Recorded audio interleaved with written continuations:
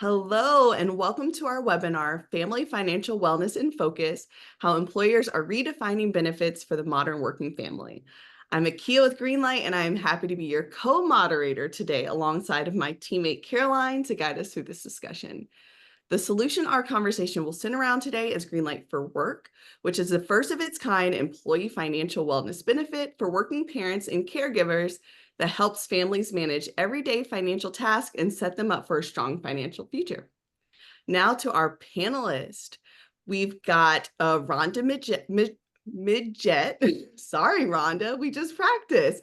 HR business partner at Nelson Mullins. Wendy King, Director of Strategic Partnerships, National Employee Benefits at Hub International, and Greenlight's Chief People Officer, Ben Swara. Each of them comes with a wealth of experience and leadership in this space that will become so evident during our chat, so I won't keep us waiting. But to our panelists, do you have anything to add before we jump in? All good. Well, to our audience, before we get started, I just wanted to let you know that we'll be setting aside around 5 minutes at the end of the presentation for your questions. So don't be shy and submit them as they come to you. Well, let's jump on in. So a recent Greenlight survey highlighted that parents ranked money as their #1 source of stress, followed by their job at #2 and their health at #3. And as a parent of 2, I can definitely relate to the stress that comes in all of those areas and the little nag that you get that's like, am I doing enough for myself, let alone like, am I doing enough for my kids, for my family? And I haven't been in our panelist shoes, but I imagine that employers have a lot to consider when trying to alleviate that stress for their employees. So first, I'd like to discuss with you all what challenges employers are commonly facing when trying to address that financial need of their workforce. And then how can those challenges be overcome? And Rhonda, if you wouldn't mind kind of kicking off the conversation, I'd love to start with you. I think some of the biggest challenges, thank you, Akia, and thanks for having me on this call, is the bridging of generations, right? Because we have people whose families are young families, and then we have people whose children are in college, and then we have some who've gone and come back and then trying to launch them. And so the different perspectives about money as well. Some are savers, some are spenders, some, early career, that sort of thing. So we found that this particular product spoke to pretty much all of those things without us having to create something that would appeal to everybody because it's so flexible. Yeah, I can see that, how it could be a challenge to like, if I'm a company, how do I make something that kind of fits all those different demographics that you fit? Wendy, anything from your perspective? Yeah, I love that point, Rhonda. And I think to build on that same conversation, not only are employers having to cater to a multi-generational workforce, which I think we're going to actually try to fit in a little more conversation around that a little bit later. And on top of that, it's the communication challenges for any employer. When we consult with employers, our clients are HR professionals and CFOs and benefit managers. And the #1 thing they tell us is it doesn't matter how long our list of benefits are. It seems like no one is ever really paying attention to all the good things we're doing for them.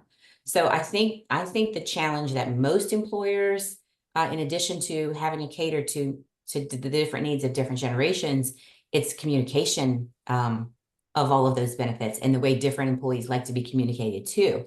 So when you put in an awesome benefit like Greenlight for Work, I think the homework has to be done in advance of that, just like with any benefit, to make sure that the listening ears are on.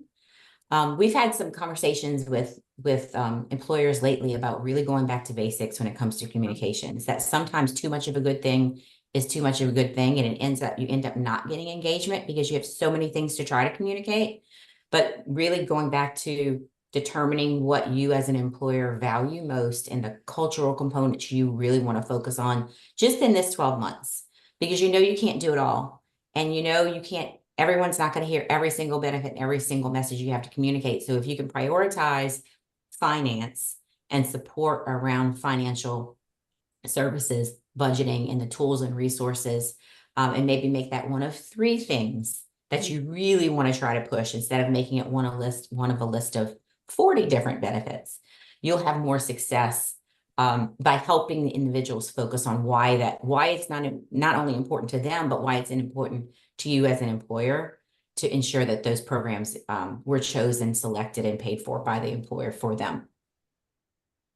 Absolutely. And I know for me personally, I was not aware of any benefits that focused on my family until I joined Greenlight. And now, I mean, I'm stuck here forever. I got to stay here because like that's something that my kids are really bought into. And that's something that they're like, oh, mommy works for Greenlight. I have my Greenlight cards. Our trips to Target are so much easier. But let's keep digging on this because I like the way this conversation is flowing.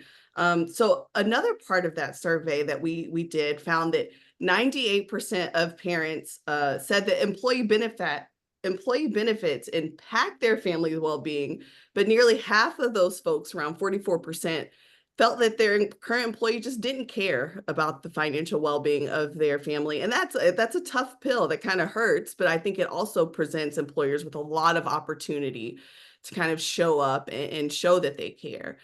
So and Wendy, you were touching on this a good bit just now, is how important is it to prioritize the benefit that goes beyond just a Kia or Rhonda or Wendy or Ben? Yeah, we do a lot of work around trying to not offer benefits simply around the stereotypical generational silos, right? Oh, we know that baby boomers are thinking about retirement. And so Yeah. this isn't a product necessarily that they might like. I think we have to break down those boundaries because we have to get better at looking at individuals as individuals. And there's so much cross-pollination across generations when it comes to what I need versus what you may need with younger kids versus with someone who's looking at potential retirement horizon. And I think just not making an assumption based on just the generation of what an employee base needs. And I think we're seeing more employers doing listening sessions with employees that feel a whole lot different from just a survey. Because often we make the mistake when we send out a survey, hey, are you interested in financial well-being? Yes. 80% of your employees want financial well-being, but what we didn't do was dig down far enough to understand exactly what that means to them in their unique and individual situation. And it can really help an employer when they're trying to determine what their engagement statistics are in a product. Because if you think about a product like Greenlight, not every single person in their company is going to be a candidate. Not every single one, every time, right? So it's important to make sure that your denominator in the equation is the right percentage of your employees. So when you start to look at potential engagement statistics, you're taking what percentage of the people who really have a need for this particular program are engaging in that program.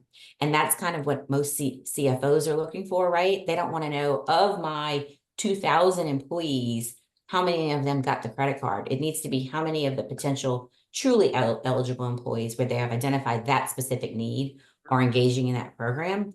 And I think it can be really powerful to go beyond open enrollment, go beyond just the one and done sort of, hey, don't forget we have the Green Light for Work program. You really have to identify who your targets are inside your population and do it in a way that ensures that you're setting your program up for success with the folks at the highest level of the organization where you need to get that continued buy-in on the engagement level within your organization.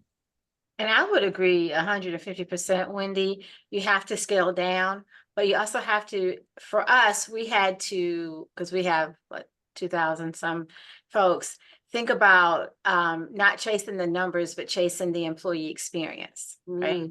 So we have, I think, maybe 52 families engaged now, but we had some surprises. Like we have one individual who is a member of the LGBTQ plus community, married to another woman, not would have been necessarily pulled into our projected or expected demographics, but her wife had a 9-year-old son from a previous marriage. So she's enrolled and enroll the son, and is one of our biggest, That's band awesome. waving, green light users. And so those surprises came with us saying, we're not going to chase the numbers, we're going to chase the employee experiences.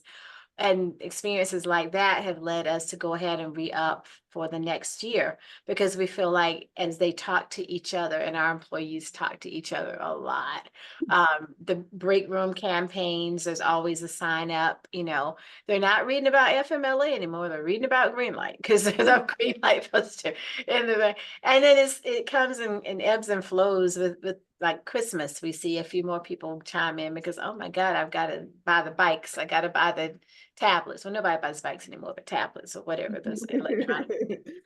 Um, so yeah, it's again, our perspective going into this was had to be different, and we knew it had to be different from the use of the healthcare benefits or the dental benefits or whatever, because those are very numbers driven because of how you enroll and what your price point is. With the price point being the same for this one, it was a no-brainer that we could focus on the experience, and that's been very successful. I love that so much. And Ben, I'd love to hear if you have any thoughts as well, but I'm definitely jotting that down. Chase the employee experience for sure. That's brilliant, Rhonda. Yeah, I think adding on to a couple of the threads here is, to Wendy's point, employers sometimes are afraid to offer benefits that don't necessarily apply to every single person in the business, right? But in order to sort of meet all the specific use cases of your employees, you have to provide some of those benefits that, maybe are more targeted, right, toward families or toward people in certain life situations. And if you layer enough of those on, you're going to cover enough of your employees' needs to be successful. And the other thing I would say from my experience is that when you offer benefit that maybe goes beyond the employee to the family, you actually have a lot higher engagement than a lot of other benefits, because you have more than one person in the household who might be interested in it, right? So there might be a spouse or a partner who's like, hey, you have this benefit at work and that could be really great for us, so let's sign up. So you tend to get really high engagement from those things that go beyond just the employee, in my experience. I love that. And I love that all three of y'all sit in very different seats, but we all have the same perspective of like, how do we holistically support employees? And so I get the pleasure and honor of working with our employers like Rhonda and partner really closely of like, how can we specifically kind of tailor some of our messaging to best align with how your employees are going to engage. So you mentioned that kitchen campaign. We've worked closely on that. But really just trusting the partner that like you all know your employee base the best. And so we want Greenlight to be something that your employees are really excited about and can engage really easily with. And so I kind of want to move the conversation to thinking about, in what ways can family financial wellness initiatives be integrated into some broader employee well-being programs to create a more holistic support approach. And I'd love to start with you, Ben. Yeah, I think employers tend to focus a lot on providing benefits, right? And a lot of those benefits might be financial, right? Obviously, there's pay and bonus and things like that. But then companies often provide a 401k with a match. They might have equity plans. They might have employee stock purchase plans. But they don't really focus a lot of times on educating people on how to best take advantage of those programs, right? And there's lots of considerations when you're talking about money in terms of, planning for the future, taxes, things like that. So pairing those types of benefit, just having those benefits by themselves might, obviously is great. But if you don't pair that with the right type of education or ways for people to talk about money or start to learn about it, you don't get the full benefit of those. And I would say that, I have 9-year-old nieces, and, they have money to spend as long as it's coming out of my purse. But when you give it to them, it's, we got to hold on to it for whatever reason. I don't know, that maybe they're saving for retirement already, but the contributions that people are able to make and sometimes not able to make to their 401k, being able to make those copays and so forth that come out of their pocket for medical things, those are typically impacted by the household spending. You don't have it if you've bought things that you don't need. I mean, the money can only go one place or the other, right? So one of the conversations that I've had with some of our employees is that when they are able to better have their children think through spending, and they can think through spending as a family, then there is more money to put aside for future things like college or major purchases or a bigger house, so everybody gets a bedroom, whatever the situation is. But it starts with those small expenditures adding up to, to bigger picture things, and when it comes to finances. That's a good point. It all does kind of build on each other. And it's sometimes difficult for an employee to see that path very clearly, because I mean, to your point, Aki, at the beginning of the conversation, your kids are younger. I remember when my kids are younger, pre-green light card, because my kids were also both users of green light cards, say 5 or 6 years ago when they were preteens. Now they're off to college, trying to figure out how to get them their own independent credit card to build their own credit now, right? But I wasn't thinking about that 5 or 6 years ago. So to Rhonda's point, be able to show them sort of a roadmap or resources by that align with your life cycle of your family is really important. Knowing when to start maybe a 529 plan that the company educates you on, in addition to the 401k, in addition to Greenlight. And I think another thing when we think about integration is HR, the teams often feel the burden of having to do all of the communication when it comes to benefits, because that's your job, right? Part of the many other things you do in addition to payroll and hiring and recruiting. Benefits has to come from HR, right? Or does it?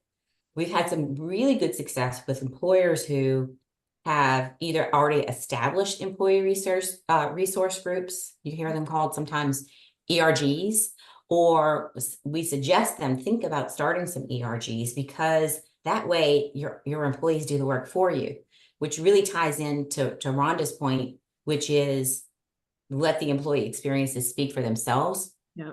When you create employee resource groups around things that are important to individuals and aren't important to you, the HR person pushing information from the top down, this allows information to bubble from the bottom up. Because if you have a parent group, say one of your ERGs is young families, then you have a champion within that group who can weave in information about the benefits that are going to be the most important to that individual group. And if you have an ERG about young families, that's a terrific place to talk about very targeted benefits like caregiving that you might have available, green light for work that you might have available. And so I think letting your employees help each other, because it aligns so well with things like Facebook and Instagram, where people are coming together in groups of things that are important to them, is a great way to have a more organic approach within your organization to get the benefits that you feel they're completely integrated, because I have them all mapped up in my benefit guide. Everything under financial wellness is here. They just have to go to financial wellness. That is a step beyond where people are when they live in their everyday lives. So you want to meet them where they are in the conversations they're having today. And so things like that, where you come at it from a more cultural approach, a more organic approach, what's meaningful to those individuals. And that ties into what Ben said too, is you don't have to cater to every single person. You have to cater to the people who have the need that's most imperative for them today. Wendy, I love that approach too, because it creates a environment of Community. trust for employees. Yeah. You're talking about your kids. You're not talking just about like, oh, the healthcare, like, oh, that's in my network, out of network. Like, you're talking about the first time your child's like riding with a neighbor to soccer practice, or maybe they're nervous about going to middle school, and like, your work wife's daughter just went up to high school, whatever it is. But it's kind of creating these pockets for employees to connect outside of the day-to-day grind. So I love that. And that's something, we're so fortunate to, be talking about Greenlight and have a product that's so family focused. I think there's a lot of overlap there with where families will see a lot of value and trust from other employees. So that's awesome. Any other points that you want to add there? I've got, I know we're kind of coming up and starting to wrap up. So I want to create opportunity for people to ask questions in the chat, and we will be monitoring. But would love to just open questions to all of y'all. You know, what would be your advice to HR leaders that are looking to adapt their financial wellness offerings to do just what we're talking about, like cultivate employee trust, support families, empower their working parents, and kind of support the family of the employee, not just the employee. Yeah, I think I would say that you know, obviously, and we're talking about benefits, medical, dental, vision, 401k, all that's really important, right? And that drives employee, attraction and retention. But those tend to be sort of math decisions for people, right? They might add up, okay, what are my, how much am I going to spend on medical insurance? And they make their decision based on that. When you offer additional benefits that might be a little bit more unique or help people engage with their families or have unique experiences, that creates a much more emotional connection to the company and to their work that can help really drive retention, right? More than sort of the financial decision around sort of like the big benefits that we think about. That's a great point. We have started to talk about traditional benefits as table stakes, meaning every employer has to make that decision. Every employee goes through open enrollment and has to make that decision. It's almost sort of that one and done mentality. We know we need that. Meaningful benefits that touch people in their lives every day are what we're seeing in every study, in every survey. Employees are coming back and telling their employers, we want you to think about me as an individual, and those meaningful experiences where you bring in resources that are really making a difference, like Green Light for Work Card does, because it's helping them with something that was unexpected, that they didn't think that their employer had a responsibility necessarily to do. But it's unexpected, it's meaningful, it's taking a burden off of them in a sense to do some education for their kids that maybe they don't have the time to do, or an effective way to do it. And it's solving problems that they maybe didn't even realize that you as an employer could help them solve. Yeah, and Rhonda, I'd love to hear from your perspective too, as somebody who's gone through that path of like prioritizing and rolling it out, and then to your point, deciding to keep it going. Kind of what advice would you give? I would say, first of all, do it. It's very low risk. And I'm very risk averse working for a law firm. So if it's possibly going to come back to bite us, I don't sign up at all. But this, we made a decision to roll it out away from open enrollment. I think we were maybe 6 months away, which was great because it seemed like people were getting a present in July, like Christmas and summertime, that sort of thing. Here's something new and exciting. It's all for you. It's free. The company's covering it. And it separated it from all the other bread and butter benefits. So even people who didn't sign up had questions and were having conversations about it and that sort of thing. Do the kitchen campaigns, get people where they are. Not everybody's going to read the email. Not everybody's going to log onto the company website. I admittedly only do when I think there's something from HR out there, to be honest. The posters in the kitchen did well, and we did road shows to leadership so that they could drill down and have them talk about it in their daily hubs. And that was huge because sometimes they're looking for things to talk about in their team meetings or what have you, and they can only talk about production so much, right? So here's something new from HR, something the firm is gifting you with. Again, at first we were hesitant to not roll it out with the open enrollment, but I'm so glad that we did, because the interest that people had in it could be focused just on this product and not on all the other stuff that, the premiums were going up or whatever. We avoided the hate. So it was a good, I think, very successful rollout. That's such a good point of it not being buried. And like I know every time open enrollment comes, I'm like, oh my God, I don't even feel adult enough to know what to choose half the time. And so now I've got to also think about this new one and this new one. So I love that perspective, Rhonda, of like separating it a little bit, giving people a time to breathe and to see that as, and you mentioned it as a gift, to see it as the gift that it It truly is. is. It really is. And I think we did some webinars for our employees, didn't we, Caroline? We Yeah. had them sign on and they could win little prizes and stuff like that. And our population, you know, I don't know about everybody else's, but anything free, a pencil, whatever, if it's free, they're there for it. So that helps as well.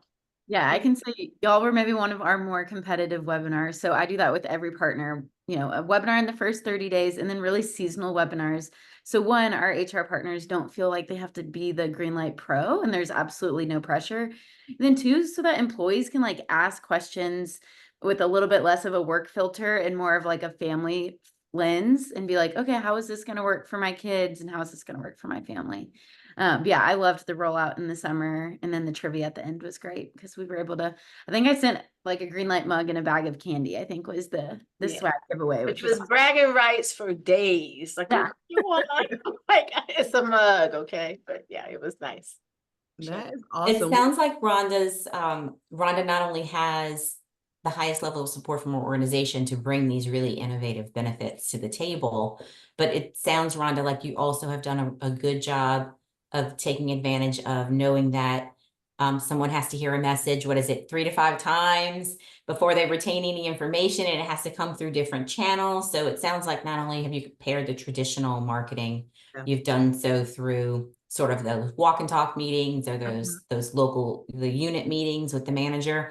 And you're right. Sometimes we get into a cycle with our meetings where we feel like we have to hit the same agenda. We've got to talk about production. We've got to talk about billable hours. We've got to talk about all the things that make our engine run. And we forget that those are the perfect moments to also sprinkle in some of these human stories, you know, getting permission to share some of those awesome testimonials from people who are using the Greenlight for Work card in those meetings. That makes all the difference to people. They want to feel like they're not the first one to try something, that someone else in the organization has tried it, loved it, why it was meaningful to them. And then maybe that's the meeting they sat up and paid attention for the first time to a message that they might have heard 3 times already, coming from HR in a different way. So it sounds like you're really, you guys have been smart about the way that you weave the messaging through the workday, through the year, off cycle, open enrollment. I think that's really smart. Oh, thank you. We've had a great support from Caroline, I will tell you. So it's been a good partnership. Well, I love my calls and catch ups with Rhonda and her team, but something to share too, what Wendy, you were just saying is we typically on our launch webinars, we'll have like a couple of existing users that will get added to the benefit on those webinars. So it like right out of the gate, there's trust there where then it's like, oh, my coworker's manager is a Greenlight user. After this webinar, I'm going to ask her to grab coffee later to talk to her about how, how did she structure her allowances or whatever. And so, I've seen that with all of my partners once we've launched, is there's those existing users who are kind of our champions on the ground. So once again, it relieves pressure from the HR partner. That's so smart. And you just mentioned allowances. I know this is not a sales presentation, but I have to tell you from personal experience, for anyone who's watching this, using the Greenlight card for your kids to grant them money, unlock dollars based on things that they're doing. I don't want to use the old word chores, but kind of chores, responsibilities internally that they are old enough to help with. I know that's something that families struggle with. Yeah. Because, today's age, we are like, well, I'm not going to make my kids do chores. There's so many simple things that for all age groups that kids can be motivated by doing a little here and there. It can include even hours they're putting into their studies or little things around the house. And being able to unlock that for my boys and it was on their phone, on their app, and they could see the dollars like cha-ching adding up. They learned early. That's my kiddos' absolute favorite thing. They're like, Mom, is it Monday? Am I getting paid today? They absolutely love it. I've never seen them excited for a Monday. Usually Mondays means, oh, gotta go back to school. But now Mondays is like, oh, $7 is about to hit my account. This is awesome. I will just say that I have so enjoyed this discussion, but I do want to, I know we're running close to the end, but we had one little sneaky question that I particularly caught my eye. So I just want to ask it because I think it's a great way to round this out. And Ben, you talked a little bit about this with like the retention and the attraction. So one of our guests is asking, how do family financial wellness benefits contribute to talent attraction and retention in today's competitive job market? And we don't have long, but that was one that I was like, wow, if we have to answer one, that's the one. So Ben, I'll let you start us off. Yeah, I think financial wellness is much more in the social consciousness than it was, 4 or 5 years ago. Like I'm sure most employees at companies, follow some type of influencer, things like that. Like it's out there now, and people, are asking for it. And so, as soon as you say like is financial wellness benefit, like that kind of hooks people and brings them in more than, as Wendy's point, like some of the other benefits are kind of table stakes at this point. So it's what can you do to, Yeah. you know, distinguish yourself from talent competitors that might not have as robust of benefits. And when you offer something like financial wellness, it really shows that as an employer, you care about your employees. You want to help them improve their lives, their families' lives. You want to help them set them up for, future success. Yeah, I think I thought it was really neat that one of our partners was saying that even their employees that didn't have families per se, that this was relevant, they still felt like, wow, I work somewhere where they care enough to provide that. But Wendy, Rhonda, anything to add before I close this off? I think I don't have anything else. This has just been a good experience for us, and we're looking forward to adding more households in the coming year. Well, you have definitely dropped a lot of gems on us for sure during this conversation, Rhonda. Wendy, what about you? Yeah, just in closing, as an employer, I think it's very important for you to know what the promises are you want to make to your employees. Be able to articulate those promises, keep them short, and prioritize financial well-being as one of the promises that you can make to your employees to help again with retention, but also recruitment. To your question earlier, be able to articulate, that one of the promises to us, to you as an employee with this firm is that we are dedicated to number one, X, number two, and number three. And that really resonates with people to help them understand the connection that they're going to have with you as their employer. Absolutely. Well, man, this time flew. And I just want to say to those who have joined us, thank you for spending your time with us. I know time is a premium these days, and we are very grateful that you chose to spend it with us. We will be in touch soon to provide you with the on-demand recording. I know I'm going to review it myself because I've got to go back and like be in the moment and take the notes on all the things that we discussed here. But feel free once you get that link to share it with your colleagues, your network, or just watch it again yourself. And we just hope that you have the most amazing rest of your day.